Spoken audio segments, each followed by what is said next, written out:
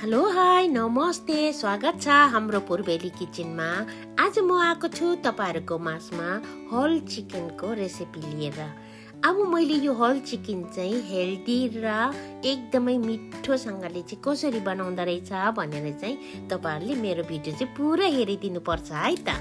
यो चाहिँ चिकन थोरै बेरसम्म राख्नु पर्छ, त्यहाँदेखि चाहिँ आइस चाहिँ बिल्छ। अनि आइस बिलिसकेपछि एकचोटि मजाले धोएर अनि यसमा मेरिनेट कसरी गर्ने भनेर चाहिँ मेरो स्टाइलमा है त। फेरि सँगै मेरिनेट गर्ने स्टाइल आफ्नो आफ्नो हुन्छ। मलाई चाहिँ कस्तो खालको मन पर्छ भनेर चाहिँ तपाईहरुले पनि देख्न सक्नुहुन्छ। तपाईहरुको अलगै होला, अरूको अलगै होला है। अनि मेरो अलगै होला, मेरो पनि कुन टेस्टमा चाहिँ मेरिनेट गर्दा रहेछ, के मसला हालेर चाहिँ मेरिनेट गर्दा रहेछ भनेर तपाईहरुले पनि थाहा पाउन सक्नुहुन्छ। र फेरि त्यही खालको टेस्ट मन पर्यो, त्यही खालको मसला मन पर्यो भने तपाईहरुले पनि चाहिँ बनाएर खान सक्नुहुन्छ। र हेर्दै गर्नुहोला। अब यसलाई चाहिँ म रेस्ट गर्न राखिदिन्छु है त। आइसबाट मुक्त हुनु राखिदिन्छु। अब यसलाई चाहिँ एउटा बोलमा राखिदिन्छु। पानी निस्किनु सक्छ, म चाहिँ यसमा राखिदिन्छु। अनि थोरै पछि चाहिँ अनि पुरा आइस मुक्त हुन्छ। त्यहाँदेखि त धुई पखाली गरेर चाहिँ अब चाहिँ हाम्रो चिकन चाहिँ आइस मुक्त भइसकेको छ, पानी पनि आइसकेको छ। र अब यसलाई चाहिँ खोलिदिने। मैले एउटा सानो चिकन लिएको छु है त। अब यसलाई चाहिँ यसरी खोलेर चाहिँ मजाले धुई पखाली गर्ने। र अब चाहिँ म पखाल्छु है त। मैले चिकनलाई पखालेर पनि ल्याइसकेको छु। यसको पखेटाको टुप्पा चाहिँ काटिदिने। मलाई यो पखेटाको टुप्पा चाहिँ मन पर्दैन। यसलाई यसरी काटिदिने। अब यसलाई यहाँ सारिदिउँ। अब यसको लागि चाहिँ के चाहिँदो रहेछ मेरो स्टाइलमा है त, के चाहिँदो रहेछ भनेर चाहिँ तपाईहरुले देख्न सक्नुहुन्छ। फर्स्टमा म लिन्छु आलु। मैले रातो आलु लिएको छु, यो अलिकता फुक्को छ, त्यही कारण ल मैले आलु यसरी छिलेको छु। आलु, दुईटा क्यारोट लिएको छु। यो क्यारोटलाई तीन टुक्रा गरिदिने, आलुलाई दुई टुक्रा गरिदिने यसरी। अब यसलाई पखाल्ने।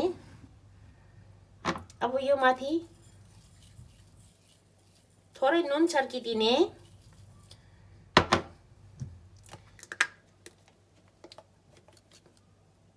बेसार छर्किदिने।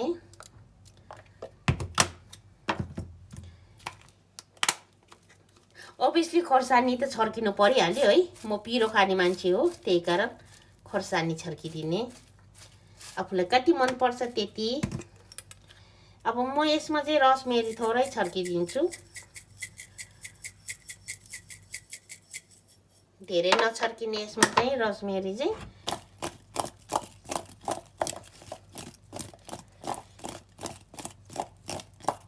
अब यसरी राखिदिने एकछिन। अब यसलाई चाहिँ साइड लगाउने। अब चाहिँ पालो आयो चिकनको। अब चिकनको लागि चाहिँ म यहाँ राखिदिन्छु चिकनलाई। अब यसमा के गर्नुपर्छ भनेर चाहिँ आफैले नै रेसिपी रेडी गर्छु। मैले लिएँ घिउ। अब म घिउ चाहिँ यो काठको दाबिलोले चाहिँ मेस गर्छु। मेरो घिउ थोरै अघिदेखि नै बाहिर निकालेर राखेको छु। अब यसलाई मजाले एकछिन चलाउँछु अनि रसमेरी हालिदिन्छु फेरि यसमा। रसमेरी चाहिँ मैले टिपेर चाहिँ सुकाएर राखेको हो, कहिले युज गर्नुको लागि। अनि नुन त चाहिहाल्यो है।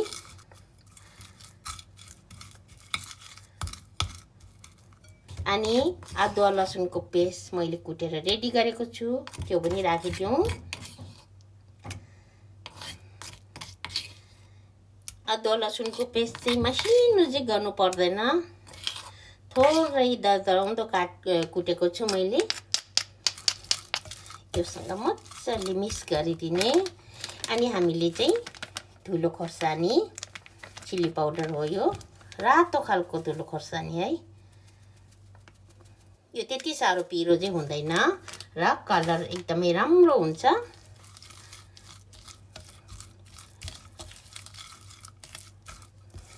यसलाई मजाले मिक्स गर्ने। अनि यो चाहिँ मेरो सिक्रेट मसला, यो थोरै हालिदिन्छु।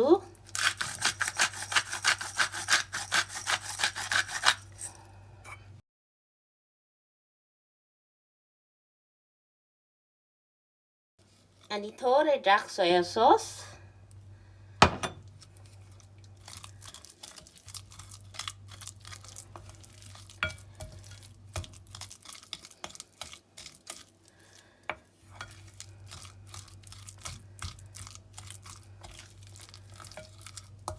अब यो बटरसँग मजाले चाहिँ मिक्स भइसकेको छ। अदुवा लसुनको पेस्ट र नुन अनि खोर्सानीको धुलो सबै राम्रोसित मिक्स भइसकेको छ।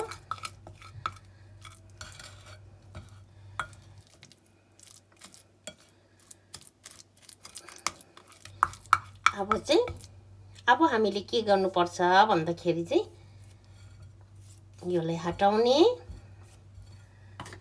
यसलाई हटाएर चाहिँ यो चिकनलाई चाहिँ यहाँ भित्र हाल्ने अनि यसलाई मजाले दल्ने।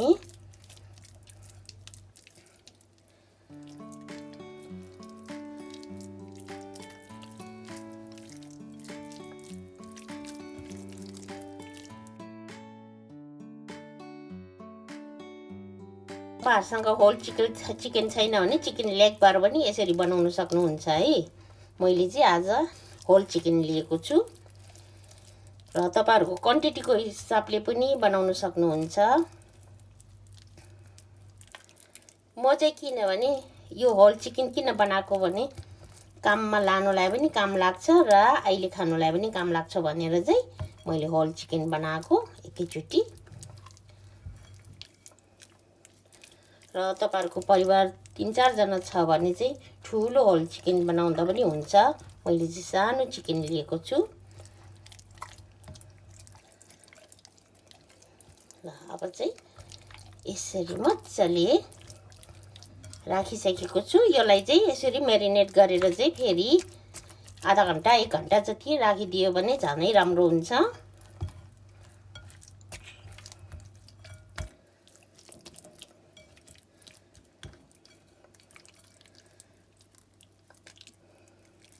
मसला चाहिँ सबैतिर लाग्नुपर्छ। मसला भन्दा पनि यसको लागि चाहिँ अदुवा लसुन र रोसमेरी सबभन्दा बेस्ट त्यति नै हो।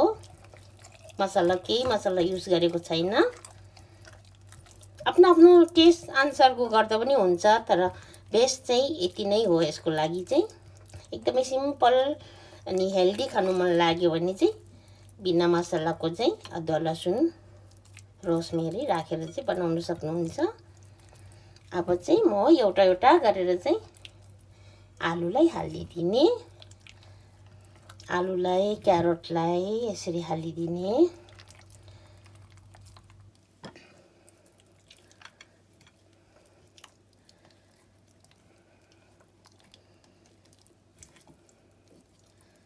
ल 2टा क्यारोट 2टा आलु राखिदिएँ मैले। यो सानो चिकन भएको हुनाले चाहिँ सबै आटिँदैन।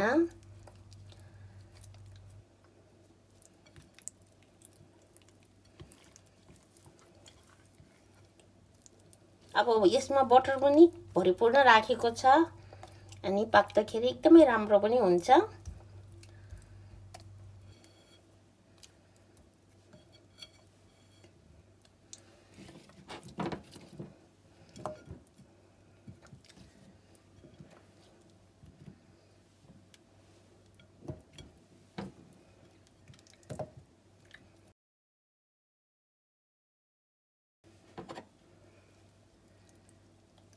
यसको रस चाहिँ यतितिर हालिदिने भित्र। 3टा ठुल्ठुलो लसुनलाई टुक्रा टुक्रा गरेर पनि हालिदिएको छु है त यसरी अनि यो लामो प्याज हरियो प्याज स्प्रिङ ओनियन योलाई पनि काटेर यो माथि यसरी राखिदिने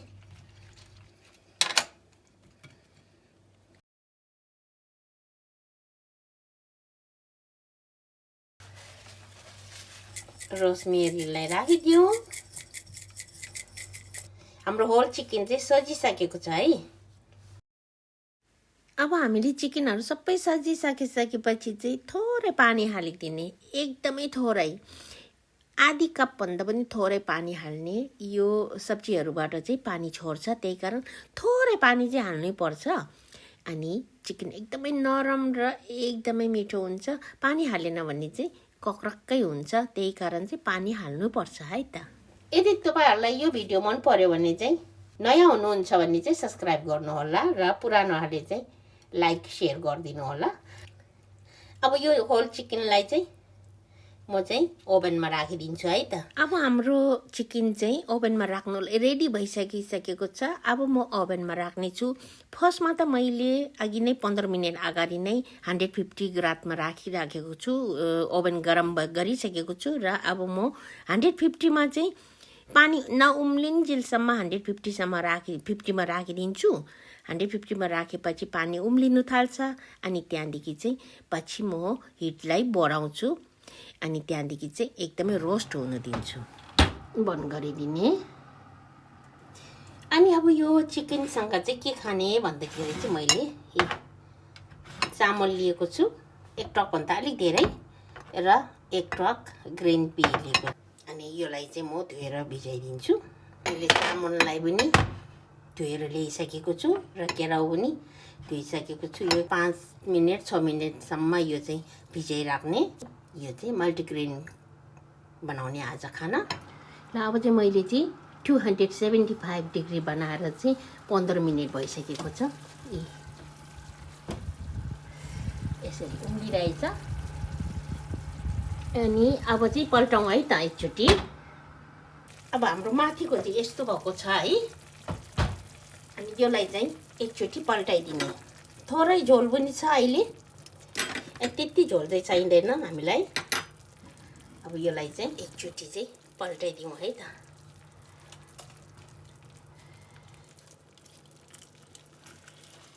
माथिको चाहिँ मजाले पाकिसकेको छ खैरो पनि भएको छ मुनि पनि पाकेको छ अब म माथिकोलाई पनि अलिकति ब्राउन गरिदिने आलु पनि पाकेको छ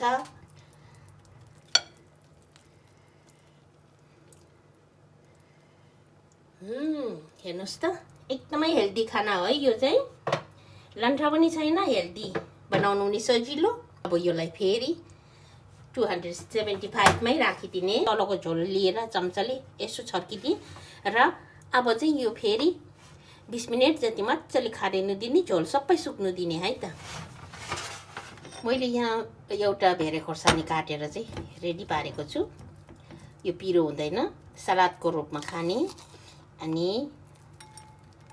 हरियो प्याज पनि छर्किदिने थोरै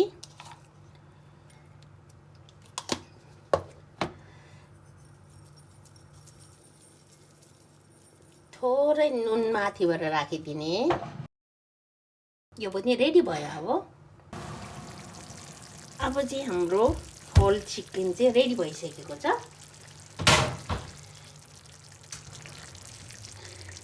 हेर्नुस् त क्या दामी भइरहेछ अब झोल चाहिँ यतिको बसेको छ यतिको चाहिँ होस् यतिको भए तापनि केही हुँदैन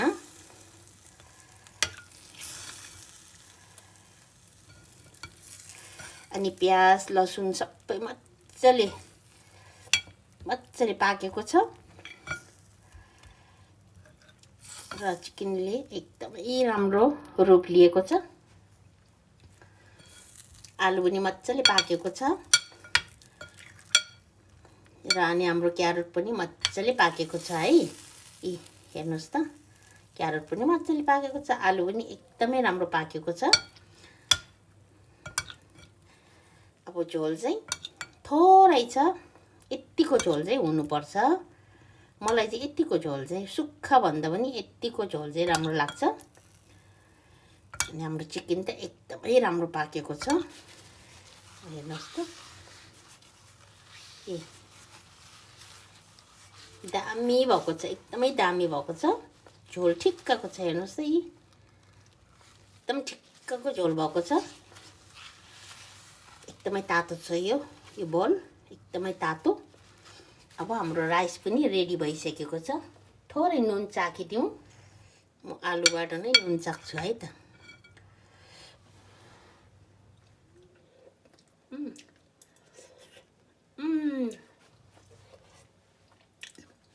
एकदमै दामी भएको छ। अब चाहिँ म राइस सर्भ गर्छु। मल्टी राइस यस्तो भएको छ, दामी भएको छ, हेर्नुहोस् त। एकदमै राम्रो भएको छ। ल मैले खाना पनि हालिसकेको छु। होल चिकनलाई चाहिँ यसरी राखिदिउँ है त।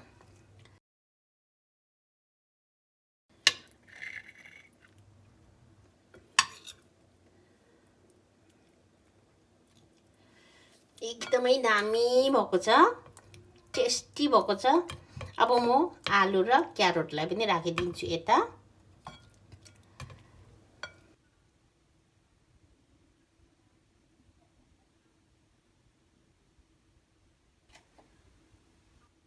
अब यो हाम्रो खानाको क्वान्टिटी चाहिँ भन्नुपर्दाखेरि चाहिँ 3 जनासम्मलाई चाहिँ पुग्ने क्वान्टिटी हो। र आज मैले यसरी बनाएको छु। यो भिडियो कस्तो लाग्यो र राम्रो लाग्यो भने चाहिँ लाइक, शेयर, कमेन्ट, सब्सक्राइब गर्नु चाहिँ नभुल्नु होला। अनि अर्को भिडियोमा फेरि भेटौँला। Bye bye.